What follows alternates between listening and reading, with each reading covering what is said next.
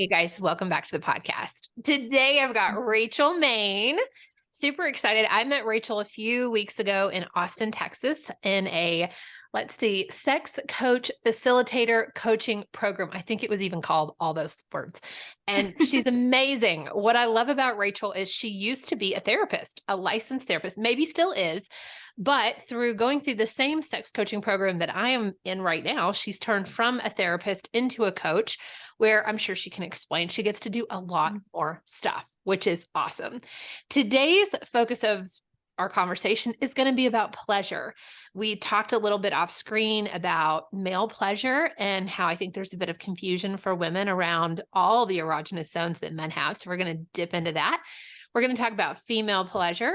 We're going to talk about the coaching program that Rachel and her husband just started, where they're coaching people in partnership, in relationship, in sexual relationship, how to be better lovers and better partners. So Rachel, welcome to the podcast. Please tell us a little bit more about you.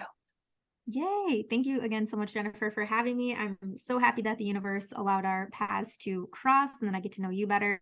Love the work that you're doing. Very similar to me, but also very, very different and unique in so many ways. So this world of sex coaching, like, it is just such a beautiful thing. And you're right. I was in sex therapy for quite some time. I did 3 years in private practice, and really my whole sex world got started. I joined a company called Pure Romance 8 years ago. And when I started doing parties for women and realizing like how many questions they had around sex and sexuality, that's when I decided to go back to school to get that certificate in sex therapy and sex education. But for me, the therapy world, it just felt like a little bit buttoned up. Like, I like to use the word fuck very frequently. I hope that's okay to say on here. I'm assuming Absolutely, please. And that's frowned upon when you are a therapist. And I also, as a coach, like, I'm very vocal about my personal pleasure, my marriage, our pleasure, our sex life. And again, as a therapist, that is also frowned upon. I can't be in a therapy session sharing, the amazing mind-blowing sex that I had the night before. In coaching, you certainly can, because when you share your own experiences, you are inspiring through those shared experiences. And part of this work, like, we get to be the mentors, we get to be the ones leading the way because we're doing the work ourselves. And so it just felt weird to have to like keep that part of me buttoned up. And I've had my podcast now for 3 years, Owning Your Sexual Self. I transitioned from therapy to coaching about it's been 2 years now. Time flies, man. 2 years now. And so running programs all throughout the year, I do one-on-one coaching, couples coaching, programs, master classes, all the things. So glad you're on, and so glad you're so normal. Like, I always ask my podcast co-participants, whatever you're called, I always ask them to like, tell us about the normal things about you, right? Like, are you a soccer mom? Do you have kids? Are you a dog mom? Are you married? Because I think sometimes when people listen to a podcast, they're like, oh, they're so different than me. Like, they're so much higher than me, or they're so much different. There's no way that I could ever be like that. And then you start to realize, like, we're just totally normal people. Mm-hmm. Yeah, I know in your intro form, you're like, tell me what you like to do for fun. I'm like, I like to kickbox. I like to take naps. In 2023, I'm trying to read physical books more. Like, us in this sex coach, like, yeah, we might have a more erotic sex life than the clients that are coming to us. And we also might not. I mean, I'm sure you can say that, like, how much have you learned from your clients that have came into your space?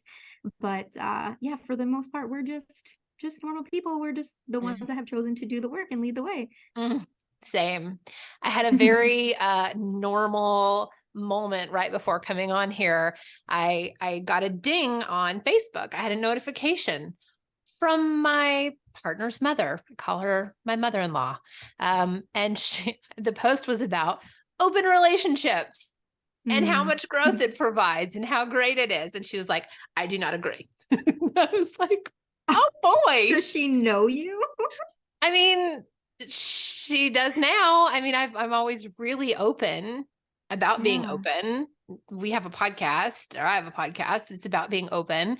And I don't know if she just has been reading over things and just like not integrating it. And then all of a sudden it was like, oh fuck, what is happening? Who is my son with? Wow. So that was that was a for real moment for me. I was like, I need to Yeah. hide more of my posts from her, maybe, or maybe Yeah. not. Maybe just let her feel the things.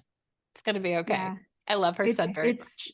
it's sometimes that harsh reminder to ourselves as coaches too. It's like we almost have to filter in a way who's seen our content, because and Alexa talks about this too. It's like that day you make that transition, like boom, now I'm a sex coach or now I'm a sex therapist, right? It's like people are like, whoa, what? Like who are you? What are you doing? Do you watch people? People make all their assumptions and collections of what they think it is that you're doing, but yeah, Yeah, for the that's last few podcasts, I have had a butt plug. This one right over there. And I had a few client calls for Walmart and Amazon. I was like, I should probably put that away. And then I was on a call with my trainer, and he's like, I see your vagina, Jen. It was just hanging out over here because sometimes I do sex ed things and need to have a vagina. right. Like Yeah, it's fucking normal to have a Volo pillow in your office. Like, freaking love it. So today we're talking about pleasure, and we've already kind of started. We've talked about we have our own sex lives. Sometimes coaches have a little spicier sex lives, and we have, anal plugs on our desk and we talk about it. And sometimes not. And sometimes it's really spicy, and sometimes it's really normal and maybe not spicy. But today I'd love to dig in more into pleasure. So can I kind of set up the way that you and I talked before we started with why this yeah, was on my heart today? yeah. So I'm having a conversation on Instagram from someone who's really open sexually, a guy, and he was telling me, well, let me first say he sent me this visual picture. Sometimes he'll see things on Instagram that are sexy or interesting, and he wants to talk about it. And so he'll send me a picture or a video. And this one was a woman eating a man's ass, and he was in, like, his booty was up in the air, and he was, like the way you'd see a woman, see it done on a woman. It was for a man. And he didn't say anything. And I was like, ooh, yum. And he was like, oh, I hope that you'd have that reaction. Like, tell me more. And I was like, well, you tell me more. What does this make you think? And he was like, I feel like that society in general looks negatively towards men that want to have any kind of anal stimulation. And he was like, I'm usually the one doing something, to a woman that is edgy, super edgy. And he was like, as a man, I don't really get to have that feeling, that edgy feeling. He was like, typically women go straight from my penis. That's it. That's the erogenous zone that a man has. And he said, I wish that women would realize that there's so many erogenous zones on men. And he said, sometimes I feel like women have 10,000 ways of being pleasured, where men might have 2 or 5. And I know a lot of this is societal in the way that we're programmed. But I thought it'd be fun to kick off the call with this kind of a question, since you are not only a sex coach, but also a sex toys master. I mean, geez, you've had so much sex ed in your life. Can you talk to us a little bit about maybe, like, in general, the current state of the union with men's sexuality and pleasure, and like, where are we going and where should we try to go to? Like, what should we be mindful of as consciously we're trying to raise awareness towards men's pleasure? And we can dig into women's after that if you want. Yeah. And so now hearing you say that, like sharing the story, so much is coming up for me now that I have time to like sit on it. But first and foremost, I want to point out that there's like a very small percentage of men in the world currently that are even going to look outside of the box when it comes to their pleasure, right? When you're saying like this man that you're talking to in your DMs, most men think, okay, pleasure, penis, like penis is a simulation. This is where I come from. That sounded funny. This is where I come from. This is In where I so many ways. yeah. And they just think that, right? And it's so wrong on so many ways, because when you were saying this, it sounded like there was this unfair advantage where women have more opportunity for pleasure versus men. And I really feel that it is equal, but it's going to take pleasure is our birthright. We are the only ones that are responsible for our pleasure. So whether you're a man or you're a woman and you're in this sexual relationship or this encounter with somebody, it's our responsibility to share with that other person or persons what it is that we're wanting, what it is that they're desiring, right? Yeah. And it's like, so for this man particular, let's say, how much self-exploration has he done himself? Because I'm an advocate. I really think that's where this is going to have to start with, right? How am I supposed to know if I like nipple stimulation or, vaginal penetration, or my neck kissed or touched or stroked, or, all these different things if I'm not trying it on myself? And I think that is across the board, no matter what gender you identify with. We have to start figuring out our own pleasure for ourselves. Can we bookmark right there? Just pause, because I have Yes. so much I want to say about this. Yeah. I feel like, because as a mom, my kids are young teenagers. So they're probably exploring their bodies, right? And I feel like as men, as boys, they they allow themselves to touch themselves. Like, they allow themselves to explore. They're not asking permission, and they're not being told at 11 it's gross, it's bad, it's weird. They're probably not even having a conversation with their own mother or father. They're just like, ooh, this feels interesting. Like, what's going on? Why is my dick getting hard? Like, right? They're kind of figuring it out. And I feel like as girls, as women, it's a completely different experience. Right? Like, we're told from the jump, girls have to wear panties or you're slutty, right? You got to put the nickel between your legs when you sit or whatever, so you don't flash anybody. You always have to wear shorts underneath your skirts and dresses. We wouldn't want anyone to see what you have. And certainly don't touch yourself. Oh my God. That's like the most giantest sin out there, right? And so I want to hear your perspective, but I just feel like we're not given an opportunity until maybe we're more conscious as adults that you, just what you said, that we are in charge of our own pleasure, and we got to fucking figure out how to give ourselves an orgasm before we go expect someone else to, or to even know your own erogenous zones and that you have them. Yeah, absolutely. And going back to childhood and thinking back, when you first had your experience with self-pleasure for men or male genitalia, right? It's so, like, when a man or a boy essentially gets an erection, it's so apparent, right? It's like this object that was just soft is now hard and it's sticking out, and it's like, what the hell do I do with this? So as a little boy, I'm like, I'm going to touch it, I'm going to grab it, I'm going to move it around a little bit, and like, oh, now I'm doing this and it's feeling good, I'm going to keep doing this, and now this white stuff is coming out, like, what the hell, but for a girl that is then like feeling turned on or feeling horniest essentially at a young age, it's like, what do we even do? For a lot of girls and women that I've talked to, it's like their first experience with masturbation is they were going to the bathroom and they wiped a little bit with more pressure than normal, and they're like, oh, that actually feels good. Or taking a bath and the water running down and hitting over your vulva area, right? Like, that felt good. So they realized, like, pressure in this area feels good, but it's not so out there like a penis getting hard, right? So we have that, it's like that more internalness, I guess, for us. And then the other thing, so if we're thinking about just sex education in general, parents are typically not having conversations with their kids about sex. If they are, it's about not to have sex, right? Don't get pregnant, maybe wait until marriage before sex, don't pleasure yourself, that's dirty, that's gross, it's a sin even. So really nowhere, very rarely are kids, adults even, having like these pleasure positive and pleasure centered conversations around their sexuality. It's always like this shameful thing and this like, ooh, be careful sort of thing. So may I ask, I'm big on scripts. Like, I did a podcast on the STI conversations that you need to have with your partners. And I believed in it, like the nurse and I on the podcast, we created scripts to be able to be like, okay, this is what I say when I tell my person I have something, or I caught something, or, whatever, to normalize. I feel like it'd be really cool for us to kind of have a dialogue together where, you're telling your son and then you're telling your daughter about masturbation, about their body, because I have boys and I feel like I've said as much as I can, given that there's a lot of men in my life that also help parent these kids. And so I'm trying to let them lead the conversation. And I think they've done a fairly good job. I have friends now that have just daughters and they're about the same age as my boys. And they're like, we don't know what the fuck to say to these kids. So could you give us some conversation? How do we have this conversation with our kids? Yeah. And there's one person in particular that's coming up for me that I definitely want to share as a resource. She was actually one of my instructors through University of Michigan. Her name is Logan Levkoff.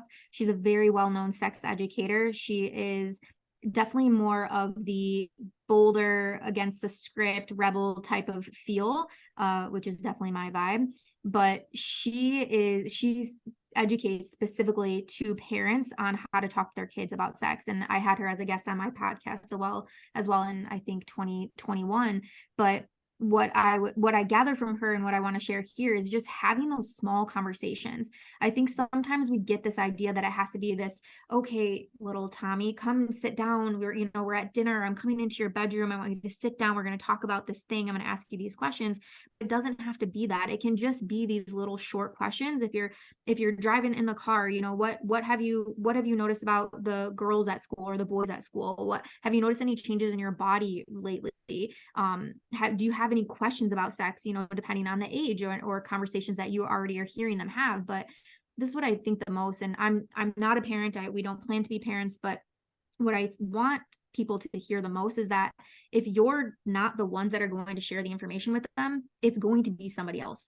And so no matter how awkward or stressful it might be for you to have that conversation, I think it's so important that for children, they know that their parent is a resource. Their parent is somebody that they can go to, that they're not going to be judged, and that they're going to be able to get accurate answers to their questions, So just, again, not making it so overwhelming, just having those little bite-sized conversations and those quick little questions, and see where they take it. So maybe they're not, they have no idea even what you're talking about yet, and that's like, okay, maybe we'll revisit this a few months from now. But again, I know parents are nosy, right? They're listening to their kids' conversations, they're hearing how they're talking to their friends. So if you hear somebody say, oh, like, you're such an asshole, or don't be gay, or something like that, right? Like, asking your child, what does that mean? Like, what does gay mean to you? What does this mean to you? Or what have you learned about XYZ, the things that you're already hearing them talk about. Mm. And that's good for, I think, sex ed, but what about pleasure, the pleasure conversation, especially for girls? What would you say? Yeah, I think asking them first where they are currently on their pleasure, and asking them, like, have you noticed when you are in the bathroom, or when you're taking a shower or bath or anything like that, have you noticed any differences in your body? Have you noticed is that anywhere on your body that might feel good to touch or have pressure or stimulation to? Stimulation might be a little bit too big of a word depending on age, but again, starting there. And I think that if you can get yourself like a nice little vulva pillow like we have, being able to do some sex ed, because they're going to get that anatomy in school, but again, to be able to give them this pleasure focused education and anatomy, and teaching them about, that you have this part on your body, it's known as the clitoris, and the only purpose of it on your body is actually for pleasure. Even teaching them how the vulva and the penis are actually the same things, but when we are born, right, like, one comes out and they look differently than the other, but in general all the parts are typically the same. And so having those, and just asking them if they have questions, and giving them the opportunity to be able to ask. And sure, you're probably gonna have your kids be like, mom or dad, like, that's so gross, I don't want to talk about that. But I think we're the adults, right? We're the ones that are responsible to just say, like, no, it's not gross, this is a totally normal way of life. And I just want you to know that if the time comes and you have questions about this, or you're interested in learning more about this, like, come to me, the door is open. I love that. I also remember my parents having conversations with my sisters about masturbation, and about, like, buying their first wands, and that, like you said, a pleasure is your birthright, and you get to explore your body, and it's safe. You might want to shut the door when you do it, Mm-hmm. or take this into the shower with you. But you are not only allowed, but encouraged to explore your body. And I remember as they got older and they had boyfriends, my stepmom was really good about doing this kind of education with my sisters, and would say, you can't expect your boyfriends, or you can't expect your partners to give you pleasure if you don't know your own body. So go explore, which is really beautiful. I'm curious what you feel about, if we're talking about the same age group, I'm curious what you feel about how open you are about your sex life? Or like, do the kids know that their parents are having sex? Like, how Mm. much is healthy to uncover or to share? And how much is like damaging, right? Like, what's the Mhm. right amount of, so when they're an adult, they can be like, of course my parents were fucking. Like, of course they loved Mhm. each other and they were touching each other. I remember them kissing in the kitchen. And Mhm. I'd love to hear about that.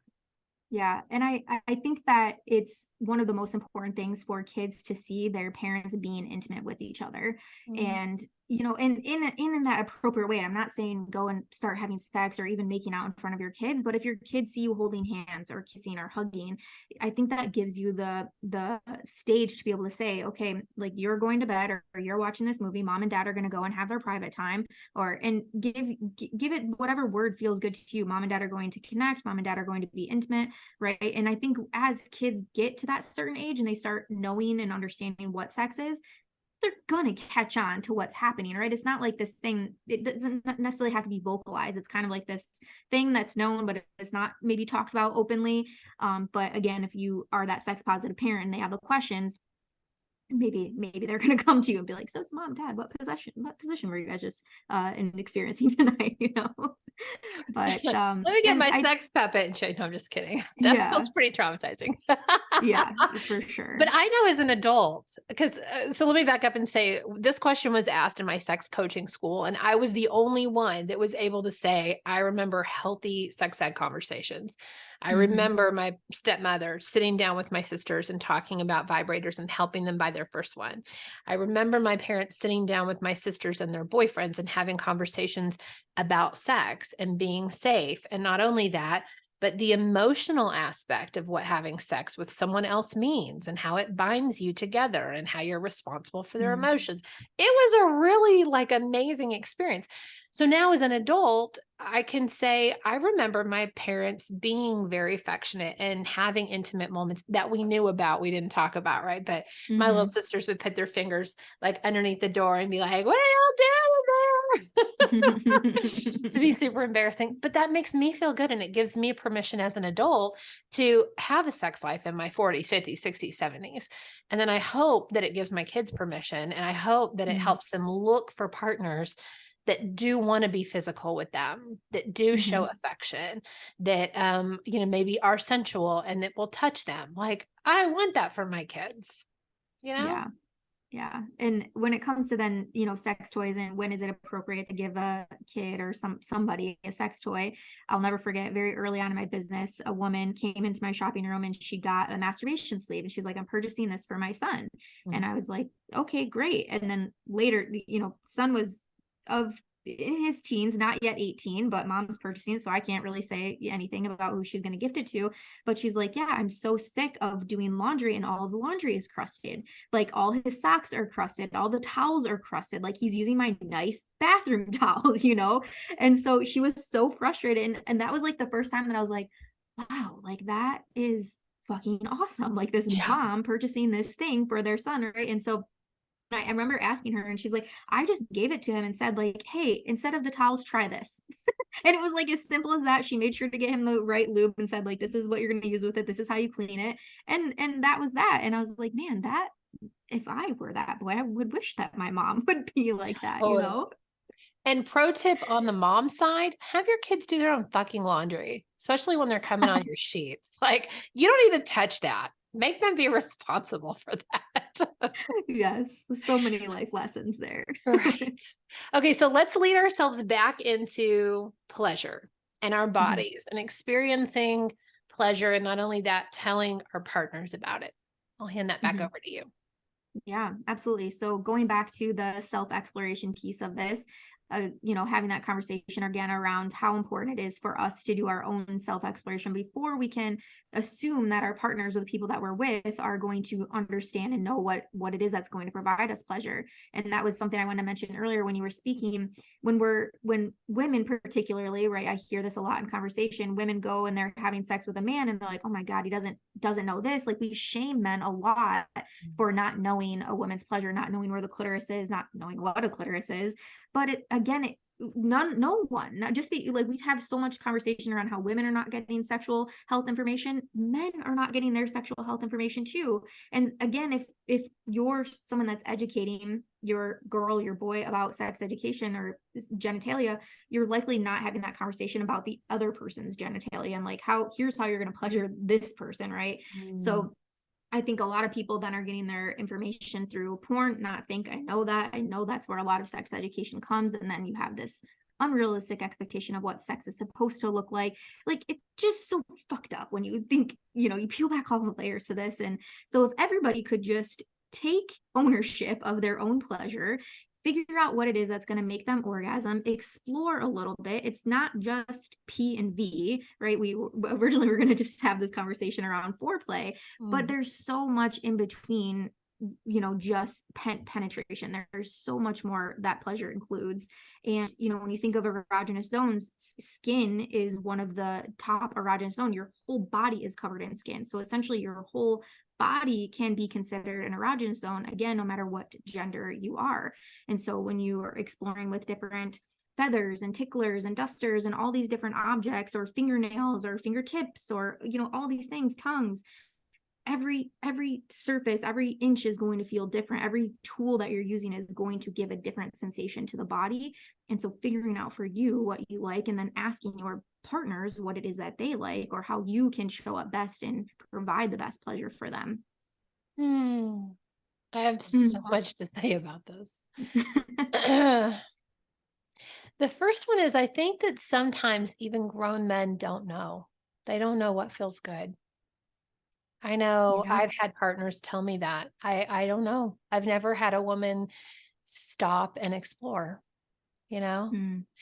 So I think part of this conversation is trying to figure out like the conscious awareness of your partner, and how aware are they of their own body and what brings them pleasure. And if they're at a 0 and they fucking have no idea, then that's where I love what Rachel just said, like bring out some sensual toys and play.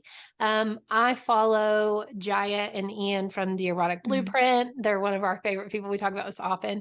I have every one of our partners that we, play with fill out the blueprint quiz so that we can understand, are you more into kink? Are you more into sexual? Are you more into energy? Are you more into whatever, right? And so one of the exercises that I love that they do is have your partner put on a mask so that you can at least take the visual out of it. And that kind of turns the brain off, and the overthinking off. And then get some things around the house, or get some sex toys that you already have, and just start to play. I mean, I love something as easy as a fork. And just running the fork over their body. They have within their own course, and I don't know if it's available or online or not, but kind of body mapping is an exercise where you can even take a piece of paper and draw a stick figure and say, okay, my partner really is stimulated and acts excited when I run the fork along their neck and down their chest or the shoulders. But then when I do it on the outer thigh, there's really nothing, right? And so I think just bringing into awareness for people that are almost numb from here down. And I think a lot of the numbness isn't that you're physically numb.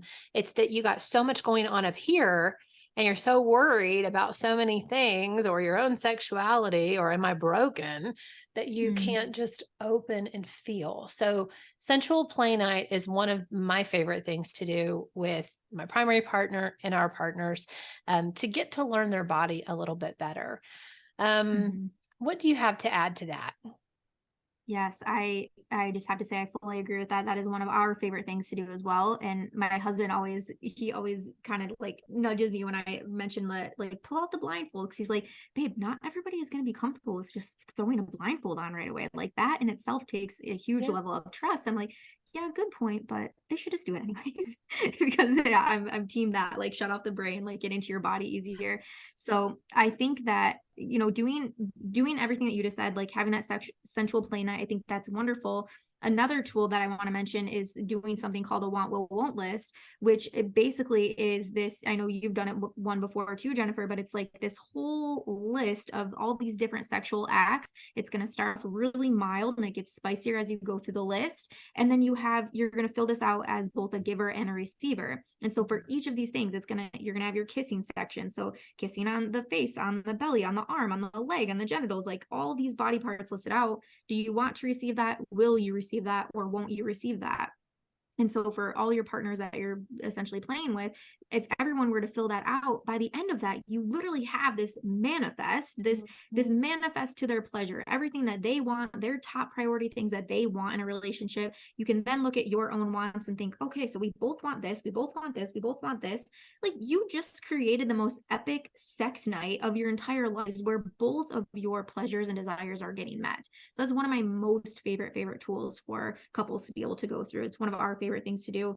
And I definitely recommend doing it every 6 months or so, or if you're someone that is in an open relationship, doing it, or having new partners do it as they're coming into your space. I love that.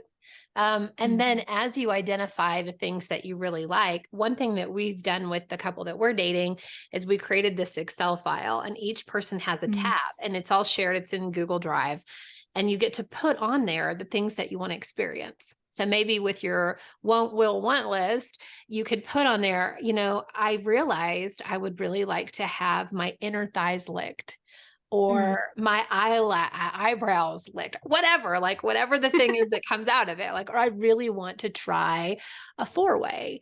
I really want to have sex outside in the backyard and have to be really quiet. And like, that sounds really fun. So you put it on there, and then you can cross them off as you try them, which is really fun. Yeah. Well, one other thing I wanted to add to this piece of the conversation is we're talking about identifying pleasure and how to identify your own pleasure or your partner's pleasure. Is, I think, both men and women, I want to say especially women, but I hear it from the men, or I don't hear it from the men, is verbal communication while you're being intimate together. I'm a huge proponent of using your mouth, whether you're moaning, sighing, speaking a little to the left, faster, harder, fucking don't stop. Use your words. There is nothing harder than having sex with someone and trying your fucking hardest to get them to orgasm. And they're keeping everything up here. And they're like, God, in their mind, they're like, geez, I really wish that they'd go a little to the left, or I really wish that they'd pull up a little harder. I really wish that they'd pull out and then pull in really slow. You can't expect your partners to be a mind reader either. Please use your words, or your moans, or your sighs, or something. I don't know, blink twice if it's really good. Like, make sure that you're communicating. Yeah. And it also makes it more fun for both people when both people are involved, right? Like, if you're having sex with somebody and they're just dead silent, you're like, I don't even know if what I'm doing is working. Now they're getting caught up in their head, like, am I actually providing pleasure to this person? And you also don't want to be the person that every 5 seconds, like, is this good? Is this good? Do you like that? How's that? You don't want to be constantly checking in. So that's where the conversation of attunement comes in. And, it's so diverse, our world. That feels like a whole nother podcast. I know. Like, attuning to your lover for amazing, mind-blowing sex. Yes. All right. So what else do you want to talk about the subject? We've talked mostly generically. Do you have anything specific to men or specific to women? Well, back to our conversation around men's pleasure. So if we're thinking just around genital stimulation, we think generally, okay, I'm going to do a hand job, gonna look like this and only this, or I'm gonna do a blow job and it's gonna look like this and only this, right? Like, there are so many other ways, there's so many other techniques that we can use and start to adapt to giving a hand job or giving a blow job. The difference between the two, your fingers, your hands can do so many more things than just your mouth could. Not canceling mouth, like mouth stimulation, great, big fan, but the dexterity of our fingers, the different techniques and strokes, and the fact that you have 2 hands, like, you can do so much more. Now, combined all of that together when you're giving oral stimulation, right? Like, mind fuck.